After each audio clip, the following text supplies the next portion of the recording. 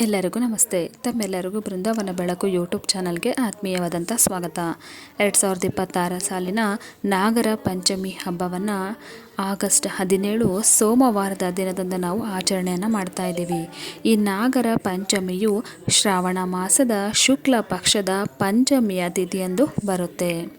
ಈ ಪಂಚಮಿ ತಿಥಿ ಯಾವಾಗ ಆರಂಭ ಆಗುತ್ತೆ, ಯಾವಾಗ ಮುಕ್ತಾಯ ಆಗುತ್ತೆ, ಹಾಗೆ ಈ ನಾಗರ ಪಂಚಮಿಯ ಪೂಜಾ ಮುಹೂರ್ತ ಏನು, ಪೂಜಾ ವಿಧಾನಗಳು ಹೇಗೆ, ನಮ್ಮದು ಮನೆತನಕ್ಕೆ ನಮಗಿರ್ತಕ್ಕಂಥ ಈ ದೋಷಗಳನ್ನು, ನಾಗದೋಷಗಳನ್ನು ಪರಿಹಾರ ಮಾಡ್ಕೊಳ್ಳೋದಕ್ಕೆ ಯಾವ ರೀತಿ ಪೂಜೆಯನ್ನು ಮಾಡಬೇಕು, ಇದೆಲ್ಲವನ್ನು ನಾನು ನಿಮಗೆ ಈ ಒಂದು ವಿಡಿಯೋದಲ್ಲಿ ತಿಳಿಸ್ಕೊಡ್ತೀನಿ. ಎಲ್ಲೂ ಕೂಡ ಸ್ಕಿಪ್ ಮಾಡದೆ ವಿಡಿಯೋವನ್ನು ಪೂರ್ತಿಯಾಗಿ ನೋಡಿ. ಈ ನಾಗರ ಪಂಚಮಿ ತಿಥಿ ಆರಂಭ ಆಗೋದು ಆಗಸ್ಟ್ 16 4:53 ಆರಂಭ ಆಗುತ್ತೆ. ಹಾಗೆ ಕೊನೆಗೊಳ್ಳುವಂಥದ್ದು ಆಗಸ್ಟ್ 17 5 ಗಂಟೆಗೆ, ಸಂಜೆ 5 ಗಂಟೆಗೆ ಈ ಒಂದು ಪಂಚಮಿ ತಿಥಿ ಅನ್ನೋದು ಕೊನೆಗೊಳ್ತಾ ಇದೆ. ಈ ನಾಗರ ಪಂಚಮಿ ಪೂಜಾ ಮುಹೂರ್ತ ಹೇಗೆ, ಮುಂಜಾನೆ ಸರಿಸುಮಾರು 6 ಗಂಟೆಯಿಂದ 8 ಗಂಟೆವರೆಗೆ ಈ ಒಂದು ಪೂಜೆಯ ಶುಭ ಮುಹೂರ್ತ ಇರುತ್ತೆ. ಈ ಪೂಜಾ ವಿಧಾನ ಹೇಗೆ, ಬೆಳಗ್ಗೆ ಬೇಗನೆ ಎದ್ದು ಸೂರ್ಯೋದಯಕ್ಕೆ ಮುಂಚೆ ಸ್ನಾನವನ್ನು ಮಾಡಿ ಶುದ್ಧವಾದ ಬಟ್ಟೆಗಳನ್ನು ನೀವು ಧರಿಸಬೇಕು. ಹಾಗೆ ಪೂಜಾ ಸ್ಥಳವನ್ನು, ಹಾಗೆ ಪೂಜೆಯಲ್ಲಿ ಬಳಸ್ತಕ್ಕಂಥ ಒಂದು ಸಾಮಗ್ರಿಗಳನ್ನು ಸ್ವಚ್ಛ ಮಾಡಿ ಇಟ್ಕೋಬೇಕು.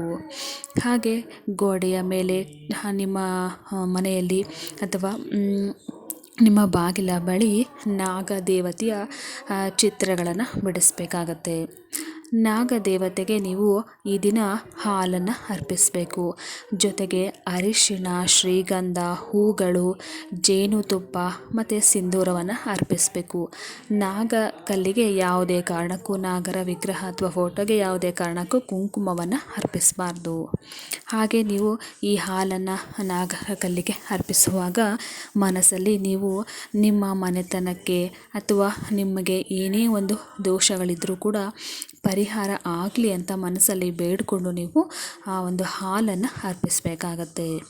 ಮನೆಯ ರಕ್ಷಣೆಯ ಸಂಕೇತಗಳಾಗಿ ಅರಿಶಿಣ ಮತ್ತು ಶ್ರೀಗಂಧದ ಪೇಸ್ಟನ್ನು ನೀವು ಬಳಸಿ ದ್ವಾರಗಳ ಬಳಿ ನೀವು ಚಿತ್ರವನ್ನು ಬಿಡಿಸಬೇಕು.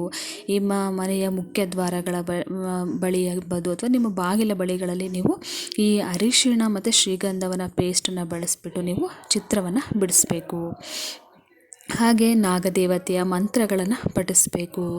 ನಾಗ ಪಂಚಮಿಯ ವ್ರತ ಅಥವಾ ಕಥೆ ಏನಿರುತ್ತೆ ಅದನ್ನು ನೀವು ಹೇಳಬೇಕಾಗತ್ತೆ. ಸೂರ್ಯೋದಯದಿಂದ ಸೂರ್ಯ ಅಸ್ತದವರೆಗೆ ನೀವು ಉಪವಾಸವನ್ನು ಆಚರಿಸಬೇಕು.